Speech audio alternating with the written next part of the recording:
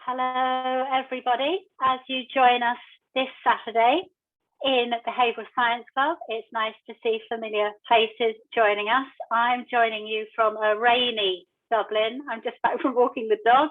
We got absolutely soaked.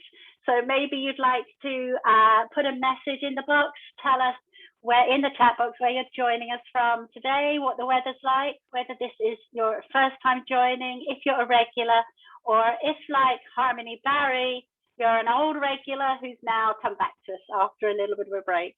So you're all very welcome today. And we are very happy this week to be joined by Matt Wallaert. And how do I describe Matt? He's an author. Hey, Matt. He's an author. He's been in behavioural science for a fair number of years, and that's something we might be able to talk about because, you know, he joined early days. It's a bit of a funky title now, but Matt was a behavioural scientist. He can maybe claim to be back at the beginning of time. He brings the intersection of design and behavioural science in his book, talks about how to bring behaviour change. He also had a recent hashtag Free Britney, so we might even go in that direction. So maybe you'll unmute yourself, Matt, say hi to everybody, and maybe tell us how you usually introduce yourself to people who don't know you. I mean, I try not to introduce myself to strangers. That's creepy and weird. So my name is Matt. Nobody's strangers here, Matt. Well, you said introduce yourself to people who don't know you. That feels like I can't just wander around New York City introducing myself to people. That's just rude. I think crazy. So my name is Matt Wallaert. I usually introduce myself as a behavioral scientist and have probably for the last 15 years. You know, at least probably for the first few years, I said social psychologist, and people looked at you, and I got tired of all the jokes about that are really meant for clinical psychologists, like, are you reading my mind? It's a terrible joke. And yet everyone tells it at every single cocktail party ever. They're like, oh, stop reading my mind. I'm like, oh, fuck you, man. I'm not that kind of psychologist. And B, I've heard this joke a million times. So I switched to sort of behavioral scientists over time. Okay, and Matt, you're an author as well. Does the book already feel old hat to you? So much has happened in such a short time. It does in many ways, actually. When the anniversary rolled around, I was like, wow, I can't believe this was that many years ago. Part of it feels old hat because, you know, books take time to write, and, you know, and then they go to the publisher a year before they actually come out to the audience. So a lot of these thoughts are from 3, 4, 5 years ago. And, you know, in a field like behavioral science, you know, I change my opinion about what we should be doing on a monthly basis, right? Like everything evolves every month. So I don't think there are things in the book that are necessarily wrong per se, but there are things that I would articulate differently. There are things that I would grow from. This is not, however, an excuse to write another book. Never again. Never again. That was going to be my next question, Matt. Was there another book in the pipeline? One and done. I'm out. I'm a very reluctant author to begin with. So the name of the book is Start at the End, right? And it really does describe my willingness to write a book. I kind of got talked into it by a publisher, and the reason was I fundamentally believe that the world is a better place when we address the problems of the world through the lens of behavioral science, right? When we use behavior as an outcome and science as a process. Almost all the world's problems are behaviorally based at the end of the day, like, you know, climate change, poverty, like those are all behaviors that we can choose to behave differently, right? And then science is this magical, wonderful process that helps us change, maximizes the chance that we will create change. Now it's interesting, I don't privilege science a priori, it just happens to work. Right, like if someone came along, you know, if Dr. Strange came along and was like, you know, if I wave my hands in this particular pattern, I can solve, you know, world peace. I'd be like, fantastic, do it. That'd be great. Like, it's not, you know, I think sometimes people put science on a pedestal. It's not on a pedestal, it's a hammer, right? And it just turns out hammers are devastatingly effective at pounding in nails, right? And so if someone comes along with a better design than science, than the scientific method, I'll use that. But for now, science, that's what I got. And Matt, in your career, you've had sort of three major moves. You started off, you're in Microsoft, you were then in Clover Health, and now you're in Frog. So how do you yourself see how your role as behavioral scientist has sort of evolved along that path? Yeah, it's interesting. So I started out, I was in grad school. I'm a first generation college kid. So PhD programs were very weird to me. But in undergrad, I got really involved in research, and my professors were like, "Well, if you're involved in research, this is the thing this is the thing you go on and do. You go to PhD programs." And so I went to a PhD, and it's fascinating actually. I turned down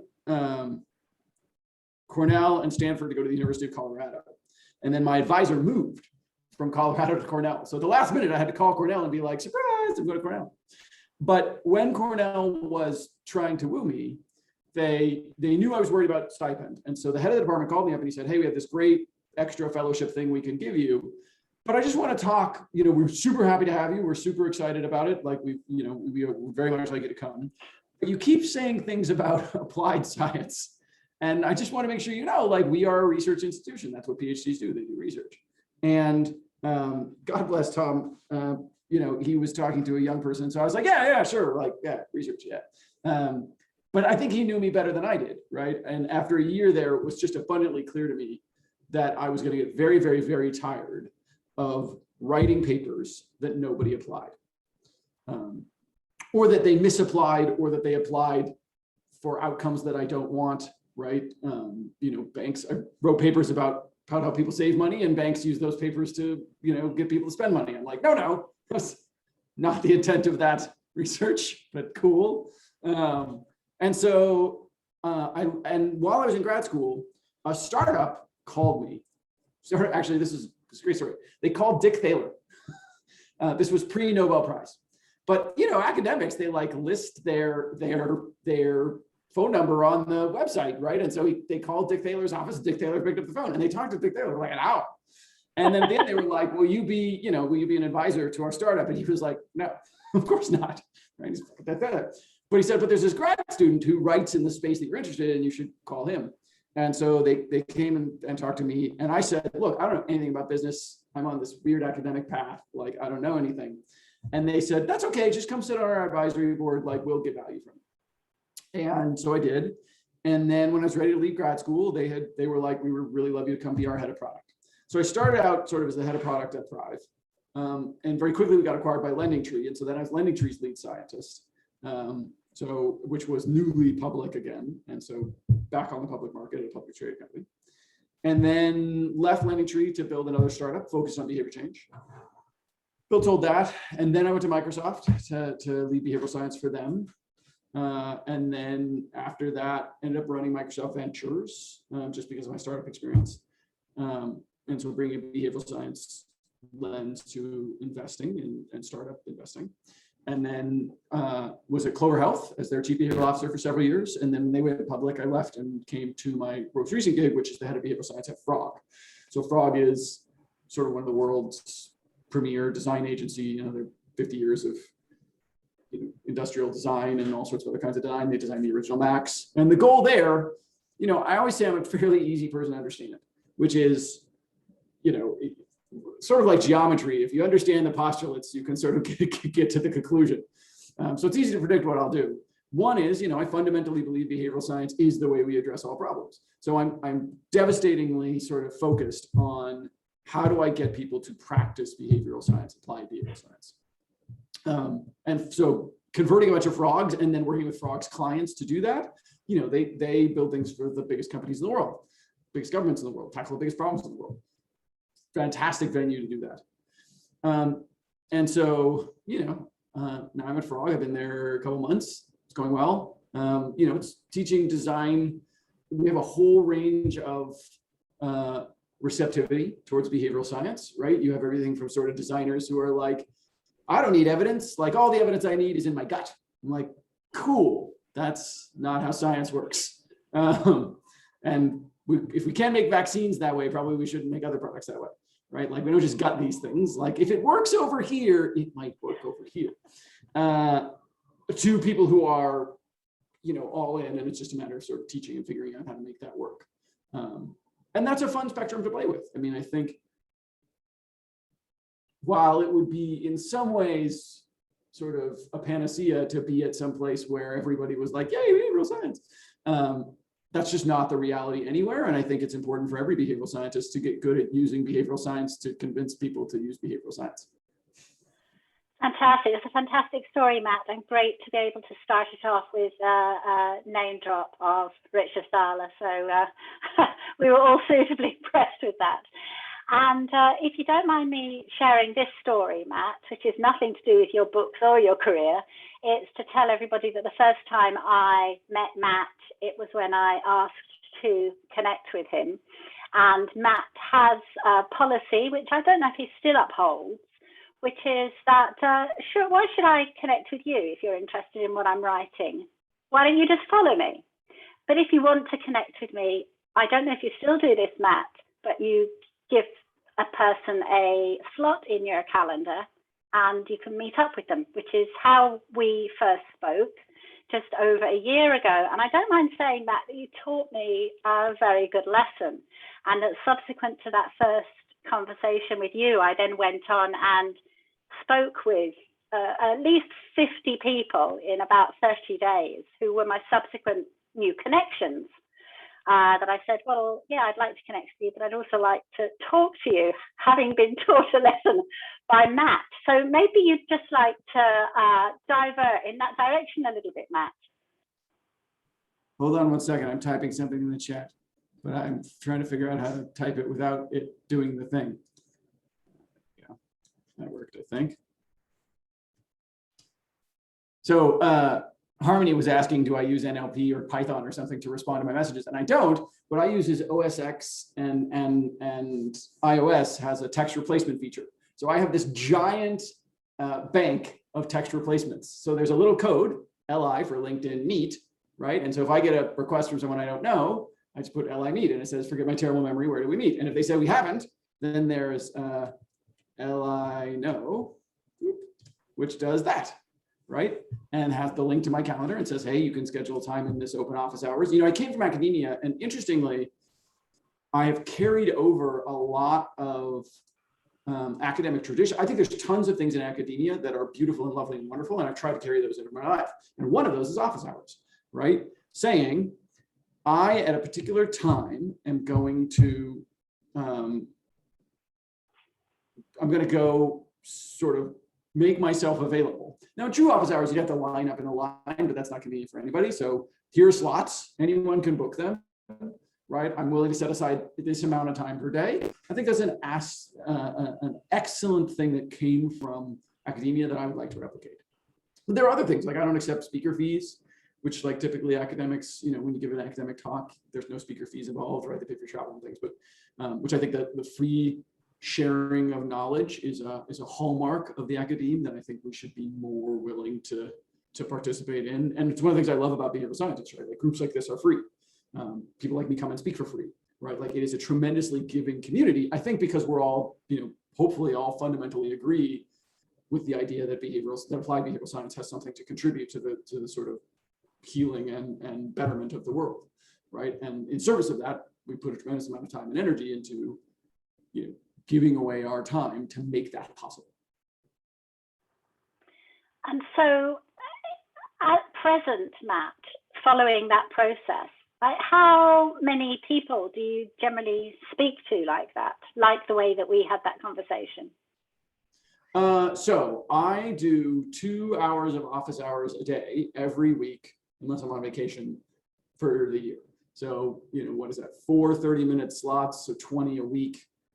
Times 52 weeks, right? And that's the number. And they're pretty fully booked most of the time.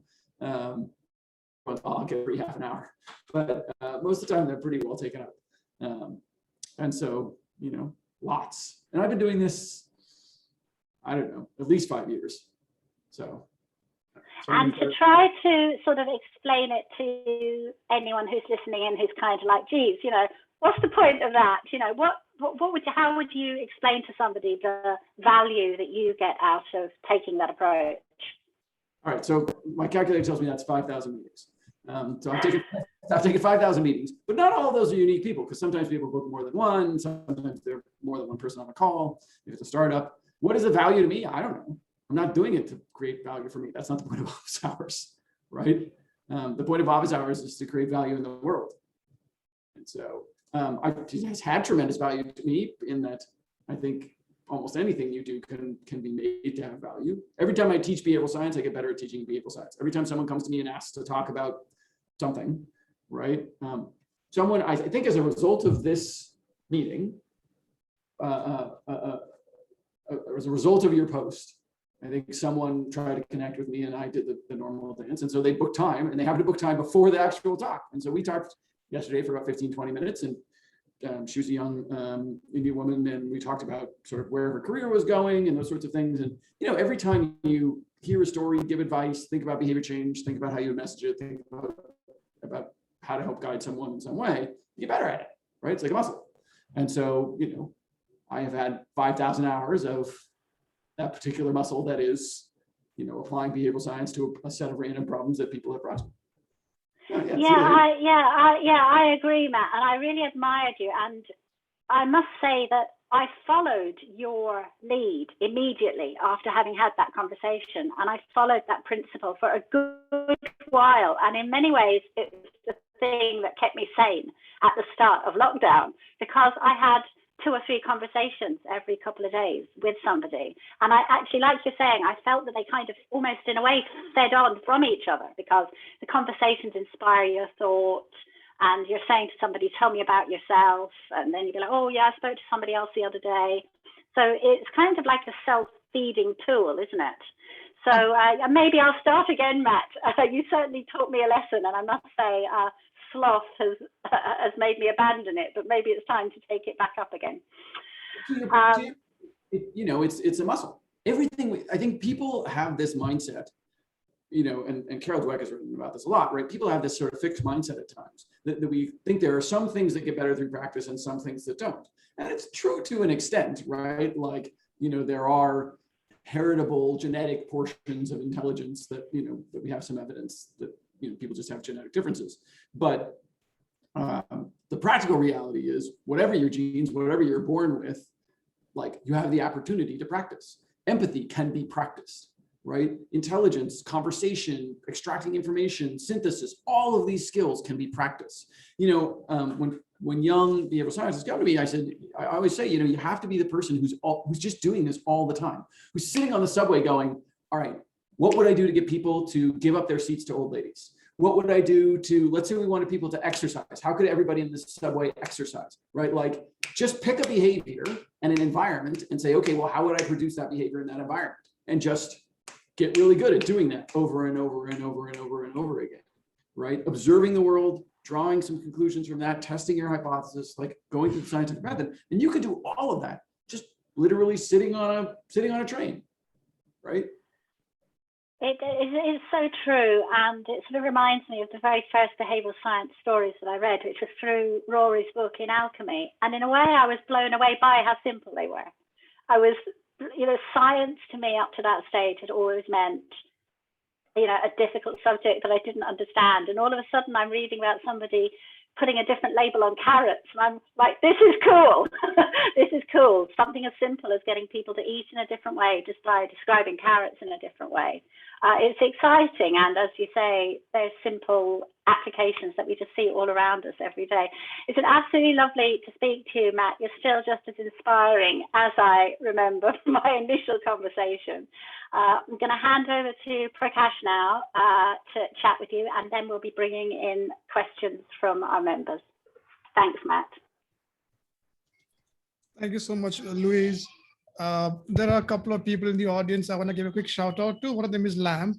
He is joining us, Matt, from Vietnam.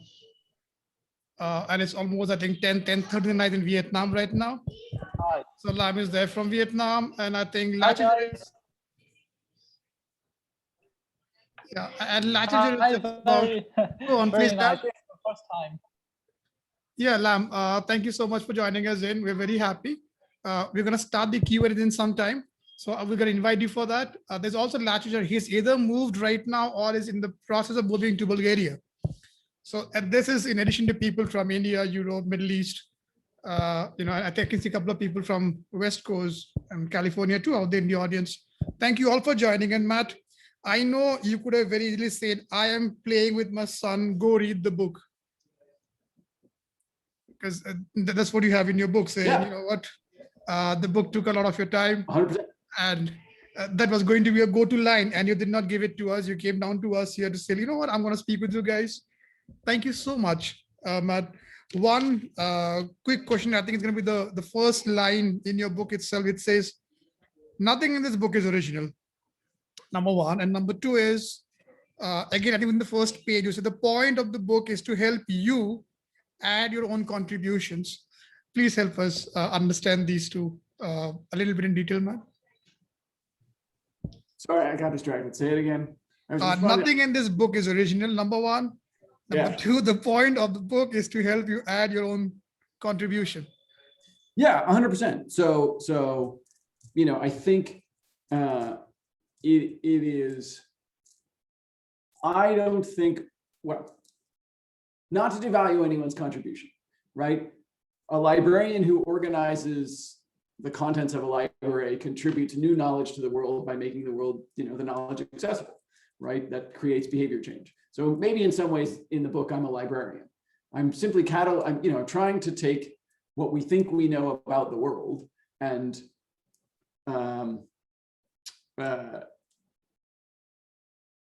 make it easier for people to use.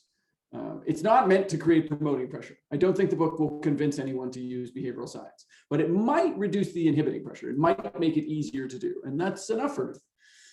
And then on the models piece, if we think of it that way, right? If we think of the point of the book to reduce, there's a feeling at times where people are like, why should anyone write another book? We should just find the 5 best books and refer people to those books. And I get where they're coming from, but it's a little bit like, I used to be a teacher. So I have a degree in psychology, degree in education. And so I knew I was never gonna be a full-time teacher, but I wanted the skill that was teaching. And so the best way I knew to get that was do a degree in education. And when I taught in middle school, and I was looking around at middle school, what I noticed was, look, I'm a charismatic guy. I'm empathetic, I had a psychology degree. Like, I worked hard to connect with my students. But what I noticed was every kid connected with different teachers differently, right? I was never going to be every kid's favorite teacher, right? I could do my best to make sure that they all learned from me, but I was never going to be every kid's favorite teacher. And some of my kids that hated this other teacher, there's another male teacher who had a very sort of like, sort of drawly, laid back, low energy style. And my high energy kids hated that guy, right? My low energy kids got a ton from that guy. And so I sort of feel that way about books and models, right? Like, the point of my book is to get you to do something. I am trying to get you to literally write an up arrow and a down arrow and map out the competing pressures and do those pieces. Like, I'm trying to get you to do this particular version of applied behavioral science. But I'm not going to get everybody, right? That's not going to resonate for everybody. There are people on this call who are going to be like, this Matt Wallaert guy just doesn't resonate for me. Great. That's why we need diversity, right? That's why we need more books and more people and more, more models. Like, the more the merrier, because we're not fighting a problem. I think sometimes the behavioral science community acts as though our biggest problem is the competition with each other, right? Who should be on top, right? And I don't think and I get where that comes from, but we're not there, right? We're like this little tiny blip on the massive scale. Design thinking is much larger than behavioral science, applied behavioral science, and almost certainly not as effective. Right? There is a reason science is more effective than just like workshops and navel gazing. And so I have chosen not to spend a bunch of time internal to our community trying to decide who's written the best behavioral science book or saying who should write another one or who shouldn't or blah, blah, blah. And rather just saying, look, I'm going to go spend my energy converting the unwashed masses. There's way more of them. I'm also lazy. There's way more of them. I could fight with you people about like different shades of gray, or I'd go to the people who have never seen black at all, right? And be like, look, black, right? Like, that's much more fun, I feel much more empowered and godlike when I get to go to the people who are living in an entirely white world and say, look, black, right? Than I do by living in people who are in some subtle shade of gray world and we're debating about the shades of gray. That's just not as much fun. Joanne, that was not targeted at academia, although I will acknowledge that at times in academia, it does certainly feel that way. You know, I think it is the amount of waste in academia that goes into subtleties that do not affect application. Like, I do care about subtleties when they affect application, right? But when they don't, that just seems, and it's interesting, you know, as a PhD dropout who has made something of himself, one of the kinds of people who tends to book a call with me are people who are considering PhDs or are unsatisfied in their current PhDs or are leaving or have got a PhD but don't feel like they want to go into academia. And this is one of the crowds of people who book calls with me is this crowd of people. And I do think there is a growing sense of unrest among young academics about, I want to do applied work, right? I want what I do to change the lives of people, right? In a more direct way. And so I have hope that as higher, you know, as the pandemic speeds up the changes that were happening in higher education in general, that we can get to more of that. Thank you. That's a fantastic philosophy, Matt. I was also listening to you. You know, when you were saying some time back, you borrowed some practices from your days in the academia, opening up your schedule to people who want to talk to you. You know, not charging a speaker fee because it has to be free. Knowledge has to be shared and disseminated. I want to go back to one more part of a philosophy, which I want to understand if there was a connection or is it just you know, a fluke out there. You started, one of the first thing you did at the beginning of your career was you were a Windows sysadmin. And from what I understand of my limited experience of my own programming life is sysadmin is, you know, most of the time people either have a job which makes them tunnel a lot, or else it's a job which requires a lot of planning, a high level planning with a very 36,000 feet, you know, view in the air. Sysadmin happens to be one of those rare jobs where you are battling with both constant tunneling because it's fire and things are breaking, but you also need to have a larger idea because you're trying to plan out, you know, information security and planning and architecture for an entire team. And your book and the first company you work with, they all keep touching this narrowing attention as a very important theme.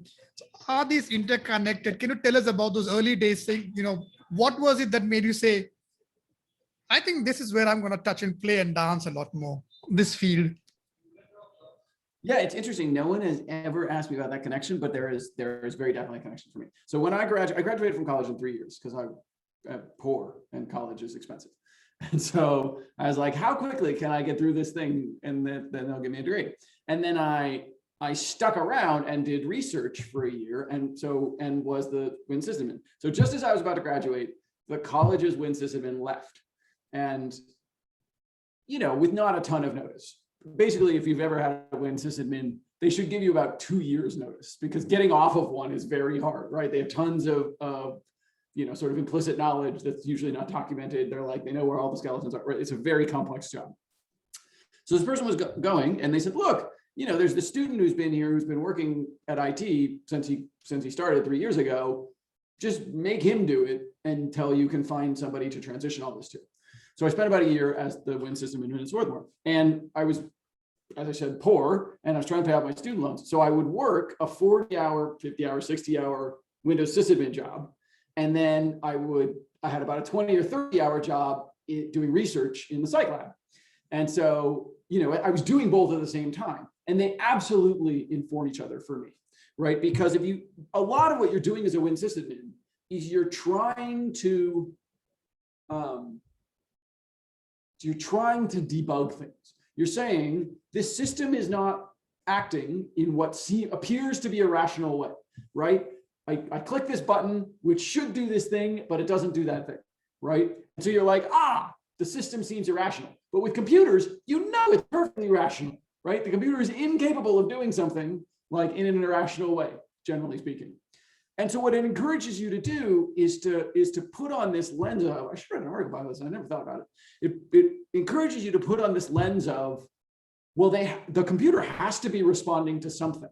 And so I need to science my way towards what it's responding to. So in the similar vein of being broke, like my parents bought our first computer when I was very young, saved a long time. Like I grew up in a very working class household. They got us a computer when we were pretty young, but there was nobody, I lived in the middle of nowhere. So if it broke, like we had to fix it. And so I got really good at fixing computers. And then at the time, it was cheaper to build your own computer. That's not as true now. It's easy. It's cheaper to buy something off the shelf. But at the time, it was cheaper to build something. And building has that same sort of thing. It's like building a car. Like I put all the parts together, and if it doesn't work, I have to science my way to it working, right? Like I have to systematically remove one piece after another and test each individual piece until I figure out where the bug in the system is. And I think actually applied behavioral science is very similar, right? The system is not creating an outcome that I want. And so I need to systematically examine each piece of the system and sort of try, I'm going to try swapping out the video card. I'm going to try swapping out the memory. I'm going to try swapping out the hard drive. Same thing, right? I'm going to try changing the environment. I'm going to try changing the incentives. I'm going to try changing some of the blockers, right? Like I'm just going to keep replacing one, and the key is one thing at a time, right? I'm going to replace one thing at a time so I can figure out like which of these levers is the thing that's actually helping me. That's the basis of the scientific process, right? And so, yeah, I absolutely think my time as a Windows sysadmin was heavily connected to that idea of there is a reason for everything, right? Because that underlies the people, we don't talk much about the philosophy of applied behavioral science, right? But in order to do a good applied behavioral science, you have to fundamentally believe that people are malleable, right? I like the predictably irrational phrase because it explains things to people. It's not actually true. I gave a TED talk about how in reality, the things that we talk about as irrational are usually punitive things that we overuse with women, we overuse with people of color, right? To denigrate their abilities in general. But it's not true. Just because we can't see the forces, we misunderstand or understand the pressures that create their behavior does not mean those pressures do not exist. In fact, they're understudied. Because we dominantly study like rich white dudes, we understand rich white dudes like pressures relatively well. And so when a rich white dude doesn't do something, we're more able to find the pressure that is changing that behavior, right? The example I frequently give is walking into a spider web, right? Like if you've ever seen somebody from afar walk into a spider web, they look fucking crazy, right? They're like, just all of a sudden out of nowhere, they like freak out. The other thing is getting attacked by a bee, similar thing, right? They're like going along, and then they're like, right? Like, it's crazy. And so if you looked at them, it's easy to go, there is a crazy person, right? From 100 feet away, there is a crazy person. But it's because you can't see the bee, you can't see the spider web, right? But that's our job as a behavioral scientist. Our job is to go look for spider webs, right? I talk in this TED talk about compassionate scientific activism. Compassionate scientific activism. Because what is compassion? Compassion says, I believe spider webs exist, right? I don't understand what's going on. I don't understand why you're freaking out, but I believe there is a reason. And I think that is this fundamental reason that all applied behavioral scientists must start from a place of compassion. Because what we're saying is, I don't understand why I'm behaving that way, but I am willing to believe that it is not just because you're insane, right? That you're unpredictable and irrational and whatever. I believe it is for reasons. I just can't see them, right? And then science is that piece where, well, not only do I believe that there's a spider web, I believe it so much, I'm going to go looking for it. Science is that looking for it process. It's like, there's something out there, I'm going to go find it, right? And then is the piece why I left academia, right? It's that last piece, compassionate, scientific. I don't think you can be a scientist without compassion, right? So you can think of this like a necessary, but that's not sufficient. In order to be a scientist, you must be compassionate. It must start from compassion, right? In order to do good science.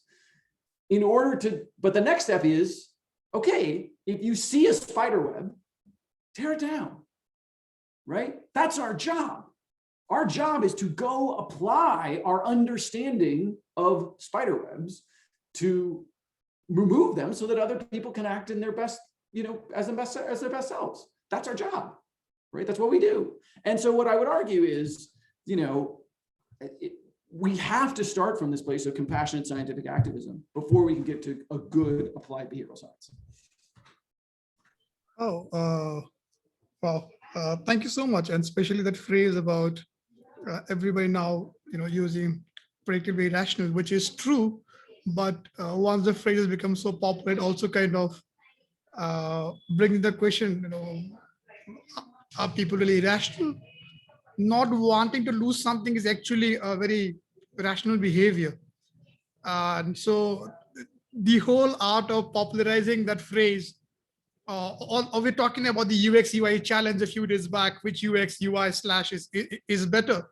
And while it on one side popularizes the field a lot, it also kind of at times make it seem like it's only about designing one screen. It can reduce the field to very simple terms, and that can also cause damage at times. Thank you for helping us understand that. I do have a lot more questions, but I also understand there are people here with a lot more questions. So what I'm going to do is I'm going to just say there is something happening out here, because you just said you're from Oregon. I had no idea about that you got an Oregon connection. Oregon was where I went in, and I was a programmer when I went down to Oregon. And you were talking about your sysadmin experience, and for me, what happened was being a programmer. One of the things that it does to your head is you become the first person who's trying to find flaws in your own code through unit testing before anybody else can point out your flaws. Priyanka in the audience out here, she works with me, and she probably now can understand why the first thing I always keep on saying is, how can this break? How is this going to fail? How is this going to backfire? Because there's a training of the programmer. Why will this not work? Is the first thing you always look at it. Positive and negative condition both. So thank you for that. Plus, it'll also surprise you. Universe works in a funny way. I have a guest right now, and she's getting married. She's a dear friend, and she's moving to Oregon right after her marriage. So there is something funky happening with the universe. It's a good thing. Louise, I'm going to invite you in. I'm going to yield the remaining time. Let's start the Q&As, please. Yeah, there's lots of Q&A in the text, but I want to speak to something you just said first, because we need to get intensely geeky for a second. I love that you mentioned unit testing, because if you look at START at the end, all this is the scientific analog of test-driven development, right? So TDD. So anyone that's ever done coding, there's a style of coding called TDD, right? Where what you do is the very first thing you do. So normally in coding, you write a bunch of code and then you test the code. Let's say I want to write some code. I want to build a calculator. I code the calculator, and then I throw some tests at it. I'm like, I know 1 times 1 equals 1. If I put that into the calculator, does 1 come up, right? I test my code, right? TDD is the opposite. So TDD, in test-driven development, you write the test first. So you say, I'm going to write a test for 1 times 1 equals 1, and a bunch of other problems. And then I'm going to code a calculator until all the tests turn green, right? Because at the beginning, I've written no code, so I'll fail all the tests, right? Because nothing has been written, like 1 times 1 won't equal anything, right? And then I just keep coding and coding and coding until they all turn green. That's actually what I'm suggesting and start at the end, right? When we write a behavioral statement, right, which the one that's in the book has been modified. We have a brand new version that we're working on in Frog, which I'll put in the bottom there. When I say the first step is to write this statement, this is what we want to be true at the end. So we're actually at the very beginning writing the test for how we know we have arrived. I will have arrived when everyone does X thing, when these people in this situation do X thing 100% of the time. That is the test at the beginning. And then I'm just experimenting until I get that to happen, right? So it is literally just the sort of applied behavioral science version of TDD. Thanks so much, Matt, and thanks, Prakash. And Prakash loves the good story, Matt. So I can just picture him going off and making his own version of the spider's web. And hearing you talk, Matt, about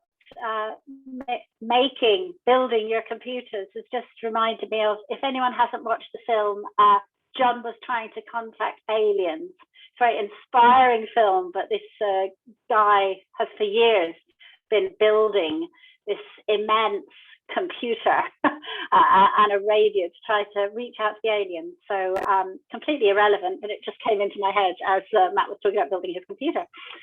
So Matt, we're going to now introduce a few of our members who've got questions for you. Right back at the start there, Kathleen, you said that you had a question today for Matt, having read his book. Hi, Kathleen. Hi, Matt. Yeah, I read your book, I think back in early January, and I really enjoyed it. I gave it 5 stars on Goodread, up your rating. There was something in there when you were doing your talking about your clover research, and I think that it maybe is something that is more unconscious in Americans maybe than other places. I don't know. And since this group is worldwide, I kind of am interested in getting your feedback on this. But I have to back up a little bit. When I was in grad school long ago, I was reading medical articles that were written in the early 20th century. And they would say things like the negresses in the population and the white patients. And when you were talking about your clover research, you said the blacks and the white patients. And I don't know that that was intentional. I think maybe that's just, a cultural thing that in the US that we have a more of a caste system related to that sort of idea with the Black people in the lower caste. But I think it's something that as behavioral scientists, we really, which I'm not, I'm an anthropologist, but we really need to be more aware of how we name groups that affects how we treat groups. And that's something that, because of my research, I became hyper aware of, and I see it in lots of writing where I don't think people are intentionally doing it, but I think it has come up over and over again. And I maybe it's not an issue in European countries or in India, I don't know. But I do know that it is an issue in the United States. And I think it's something that when we use a different way of framing, even we come up with ideas or solutions maybe that are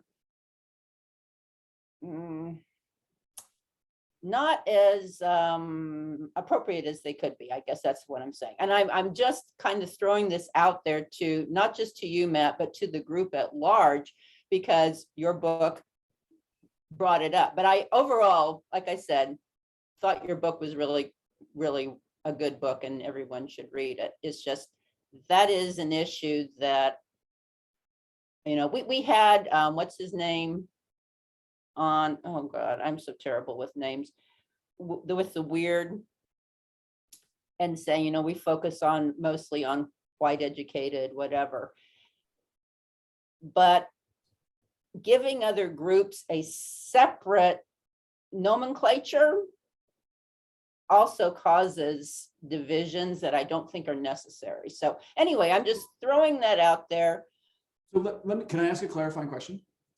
Is your comment with regard to the terminology, Black people and white people, or the fact that we did a project focusing on Black? No, it's an unconscious thing where your language was the Blacks, not the Black patients or the Black customers. Whereas you said, and you also capitalized the B for Blacks. Whereas when you were talking about the white patients, you used the lowercase w and you said white patients. You didn't say the whites. Well, and I think that that's an unconscious thing from being in the US, maybe. I'm looking at the book. I can't hear you. I'm looking at the book. So just so you, can other people hear me? Hello? Okay. Kathleen, I think other people can hear me. Can you not hear me? Oh, yes. It's just a little, suddenly you're quieter. Oh, I can lean closer. Yeah. I don't know if I'm quiet for other people. So nomenclature changes. This is a 5-year-old book at this point. I'm looking at the book in front of me. So the current best guidance is Black with a capital B people, white with a lowercase w. In the book at the time, we alternate between Black and Black people, all with lowercase, but white is also, so we use Black and Black people, white and white people in the book, which was the guidance at the time and is now changed. I'm looking, it's right in front of me, I'm looking at the book. And so so I spent a ton of time on D&I. And what I'll tell you is, this is a term, we should use the most specific term we need, right? So there was a time when we used African American, and it turned out, you know what? That's not an inclusive term. It doesn't include everyone who is Black presenting, right? And so we don't use that term anymore. Or we do when we specifically mean that thing, right? The current, if I was to, okay, so I'm sorry. That's not my point. My point is, in the same description of the Clover study, you said the Blacks and you said white patients. You didn't say the Black patients. You said the Blacks and white patients. That's the issue is. Kathleen, I appreciate your commentary. I think sensitivity to language is always a good thing. I'm staring at the book. I don't refer to them as the Blacks, right? We say Black and Black people, white and white people, which is what was used in the book at the time. I'm looking at the draft right in front of me. So I appreciate it, Kathleen, but I'm going to move on to other questions for the moment. Okay. Kathleen, we'll take this up maybe in a separate message. Yeah. Thanks, Kathleen. So I saw that there were chat questions in the chat. Tim Caballero had the first one. Yeah, Tim has a question for us about connecting to the community at large. Would you like to put your question, Tim? Yeah, so thank you, Matt. I really appreciate your time. And I actually found out about you through the Questioning Behavior podcast just about a week and a half ago, and just started looking up all of the things you have. I just really appreciate your work. So my question was about starting a consultancy. And the reason I'm doing that is, like you, I was looking to do PhD, and I had read some work just saying, you know, if you want to apply behavioral science, academia is not necessarily the place for you. It's hard to do that. So as I'm starting to work through the process of building and looking at other sources, you know, working, you know, compiling things like a librarian, because we have so many giants who have good resources. We have that, but how do we connect to businesses from the get-go, from the start? Because, for instance, I'm out here in Michigan, and when I looked up behavioral science, the closest thing to me is over in Detroit, and it's a hospital that is a behavioral hospital, and it's just about, you know, health solutions with behavior, nothing more. So out here I have diddly squat. So if I start this, you know, how do I go ahead and start to, you mentioned the podcast, democratizing behavioral science. So how do we do that in this area? You know, obviously there's an aspect of giving it out for free, of working with people in that way. So how do we move forward in that? How do we get the community to understand, hey, this is something that can benefit you, not just in product design, not just in human resources, but in every aspect of your business? Yeah, so first of all, the first part is, I know, very challenging. So in health specifically, when people talk about behavioral health,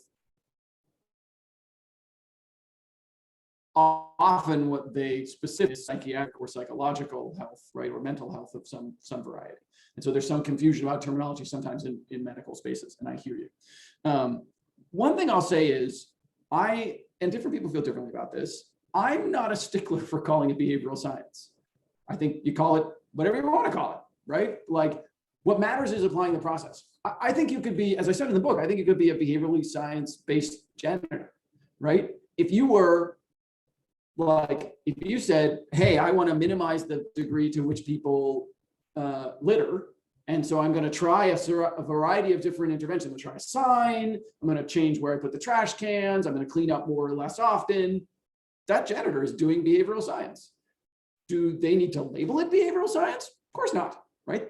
They're doing janitorial work, right? But they're using the process that is behavioral science. And so to me, focusing on the outcome that the business cares about, right? And then saying, whether you call it behavioral science or not, just walking through a process that gets them to that outcome is the key. And so that's the part where I think I at least, where I started from. And I will admit that my temper has changed. So when I was a younger man, I was very insistent about making sure people knew it was behavioral science, right? Because I was trying to spread the gospel of behavioral science. And at least what has been effective for me is if I help people, companies, whoever, achieve the outcome they want, and then they say, how did you do that? And then I explain behavioral science. And I'm like, well, there's a replicable process that you could use too, right? So I try and feed it to them as I'm going along and then set up the conversation at the end that is behavioral science. And so one example that I've seen that I'm pushing frog on and that I think could be really interesting in the consulting community is success fees. So saying, I am going to cover costs, right? Using, you're going to pay me a fee that covers costs. And then we're going to agree on a success fee, which is my margin, essentially, if I can achieve the outcome that we set at the beginning. So if you've written a good behavioral statement, right, we should know we want to move people in context to do the thing, right? And so if I can effectively move people in context to do the thing, my success fee will be based on the degree to which I did that, right? And so that's one way of driving home the sort of efficacy-based version of this, because we tie our outcomes directly to their outcomes. Now, this gets harder at bigger companies, right? If Frog does a project for Pepsi, there's a million reasons Pepsi might not implement that have nothing to do with the success of the actual intervention. Their business priorities may change, like a bunch of things may change that make it difficult for them to actually implement said thing. And so success fees get somewhat more complicated. But I think you could still do success fees off the experiment, right? You can say, hey, I've arrived at an intervention, which across multiple experiments, we have proven to create this replicable change. Like whether or not you implement it is up to you, but you still owe me the money because we showed that is possible, right? So does that sort of get it? Some of your question, Tim? Yeah, absolutely. And I think a big part of it is just starting to understand the ways in which, it's not so much about, okay, well, how do I build a successful model for a behavioral science consultancy, but how, you're hitting on the points of how do we help people, break that barrier down of, well, I've never dealt with something like this, or this sounds too similar to something else. There's just different ways in which we can approach that. And all of it is useful because whether or not it's, I work with a nonprofit. And so, you bring that up. And so often it's just about standard, oh, this is how fundraising goes. This is how we get people to go ahead and go through this. And so a lot of what I've had to do is just go through and say, okay, no, we can change these things. We can address these things. We can use this without manipulating people because we want to be compassionate. Let's do that. And it's broken that barrier. But in the same way in the profit world, you have to make it worth their while. So it's very helpful for, understanding that way for when there are small businesses a lot out here who are so concerned about, especially with the pandemic, saving money. How do we go ahead and help them get past that and see that it was worth what their time and their effort? Thank you. I really appreciate it. Of course. Thanks so much, Timothy. Great question and great shirt as well. So Matt, referring back to something you mentioned earlier, Joanne has a question in relation to your comments about compassion. Joanne, would you like to join us? Hi, Matt. You've given a really interesting talk this afternoon, and you touched on some very good points. But yes, when you mentioned the word that our goal should be compassion, or to use compassion in our interventions, and what struck me was maybe that is hard to quantify. So it doesn't sit well in scientific research as such, so that it's because of that it's such a difficult thing to implement in research, or is it just the way that the world is, and we should be thinking about, well, we should be advocates for compassion, and therefore we could introduce more compassion into people's lives, that would be a good objective for any of our behavioral science interventions. Because I'm interested in my interest would be in health, and recently I've been working on a ward, and like just to get older people moving, and different ideas struck me about maybe what could be done. But again, just from the health background, how important compassion is, and Priyanka mentioned it as well about clinical psychology and being compassionate and not labeling, and trying to understand where people are coming from. I think that's an important point as well. But so that lack of maybe emphasis on compassion is perhaps because it's not quantifiable. Yeah, I mean, I think you're right. I think the lack of quantification is tied up with a lack of specification, right? I was at Frog the other day, and there was a meeting in which people were trying to define what insight meant. How do we know we've reached an insight in research? And I was very quiet, and someone said, "Why aren't you saying anything?" And I said, "Because I don't care." Like, that is like debating the term insight does not, if it's not going to change anything that we're doing, it's not helpful to me. So I'm here and I'm present and I'm listening, but I don't have anything to add because it doesn't, I don't really know, right? And I think that way about a lot of terms like compassion. And so, when I use compassion, or at least use it in this TED Talk and when I'm using it here, what I mean is the belief in change, right? The belief in human change. So you talked about older adults on a ward. So when I was young, I was in middle school, about 5th or 6th grade, I started volunteering at a nursing home, right? And one of the things that happens is staff, for lots of reasons that are totally human and understandable, gets to a place where they feel like things cannot change. If Matt is sick, Matt will always be sick, right? If Matt doesn't want to get out of bed, Matt will never want to get out of bed. That is an unchangeable outcome. It is just a fact of life. It is part of the fabric of who it is. And as behavioral scientists, and I think people in the world, but as at least behavioral scientists, we have to fundamentally believe that people's behavior changes, right? If we don't believe that behavior change is possible, how can we possibly ever do science to change it, right? It has to come from that belief.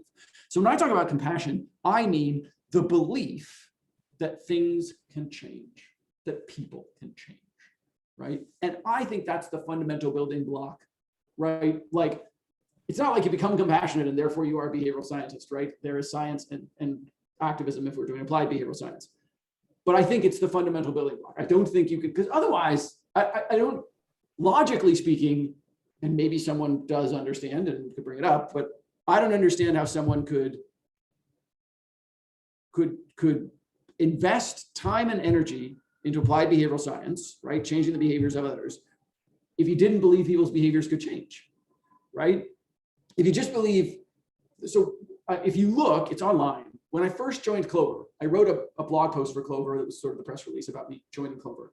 And I talked about believing in change in healthcare, right? That, hey, someone was fat for reasons, and that those reasons can be undone, right? We can change behaviors that may have led to that. Like, those may be at times biological, but there are behavioral outcomes, right? And we can change those outcomes. And if we don't believe that, what the fuck are we doing here, right? Like, why? What is the point, right? I don't understand if you just think that, like, no matter what you do, nothing is going to change.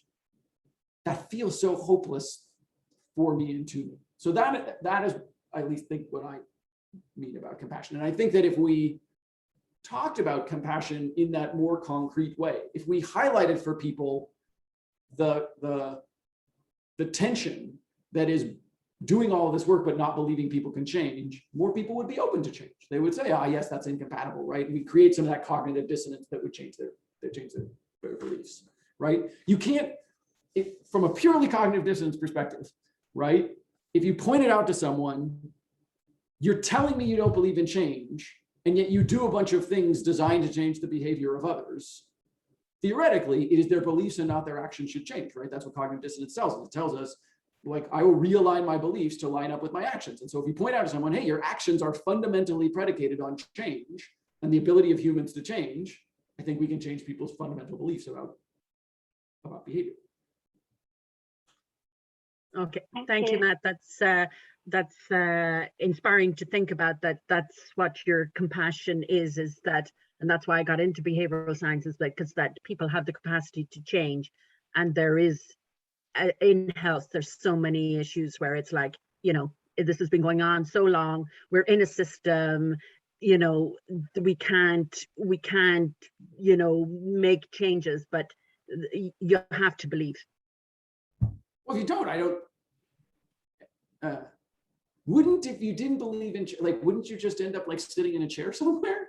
Like, all human action is predicated on the belief that the things that we do create change in the world, right? If I didn't think that, like, if I didn't think this talk would create change, why would I do it? I don't understand. Maybe there's an alternative motivation, but I don't understand, but it's hard for me to understand what it would be. And maybe that's my own blind spot. Thanks, Joanne. Great question. It sort of just led into my wrap up, which is that I read, Matt, I think you say the purpose of everything is behavior change. And I mean, certainly if we haven't seen a lot of behavior change over the last, whatever we're into now, 18 months, it's been a radical amount of behavior, unexpected, unprecedented. So absolutely right, the purpose of everything is behavior change. I wrote that down and underlined that. So we are coming to the end of our hour. I know Prakash put in a begging note about whether we could possibly stay on the call for a little longer. Some of us have to leave. So we will officially wrap up the meeting. I know Prakash stayed on for a good time afterwards when I left last week. So of course, anybody who wishes to stay on and debate any of these subjects further, you of course are welcome. But we will officially finish the event. And maybe just quickly, Prakash, I know we've had a cancellation. Can you please tell the members who we're going to be speaking with next week, please? All right. Before we go, Matt, is it possible to stay for a couple of minutes more? Yeah, I will stay to get through all the questions. Fantastic. We are lucky. All right. We'll dance together. It's a weekend night out here. Thank you, Matt. Guys, those you want to go, before you go, our guest for next session is Abhijit Bhaduri. For those of you who don't know, he is very popular, very well known in India. He's got a fantastic book called Dreamers and Unicorns. He was the chief learning officer, I think, at Wipro. And for people who are from this part of the world, Wipro is one of those companies with like 500,000 employees. It's insanely huge. He is very wise, very intelligent, and I think we'll have a good time for that session. So do join us for the next week too. And this is a wrap up right now officially, but we're going to continue for some time because we got lucky with Matt. So for people who are leaving, Matt, any last words for people who are leaving right now? No, I appreciate all the questions. I think I appreciate the insights. I think it's a good, all of the conversations that we're having are good conversations to have. I think we should talk more about equity in behavioral science. I think we should talk more about how we integrate behavioral science and sell it to people and package it for people who may not need to hear that it's behavioral science, who just need the outcome. And I think to the last point, right, we need to, if we believe, if all of us here collectively are convinced by my argument that someone cannot get on the road to apply behavioral science if they don't first believe in change, if they are not compassionate, then it's a call to all of us to refocus on compassion, right? If we're not focusing on it, if that we believe is the first gate toward applied behavioral science, right, compassion, scientific activism, then it makes sense to work on that gate. And so spending some time thinking about, how would you get someone to believe that human behavior is malleable and that it can change? And so if you have to go, they're going to post this recording. I'm going to do a speed round through all the questions that are in chat. So if you have a question, please just put it in the chat. And I promise I'll get through all the questions that are in the chat before I go, or 12:30, whichever happens first. All right. Okay. Thanks everyone who's joined us this week. And if you want to stay on the call, please do. Otherwise, we'll see you same time, same place next week. Thanks, everybody. All right. Before you guys go, just know that the after session talks are much more deeper and with a lot of gold. I'm trying to induce this to you back. All right, guys, if you're going, stay safe. Don't drink and drive. Yeah, don't drink and drive. Wear your mask, be safe. It's a weekend. Have fun. Stay back if you can.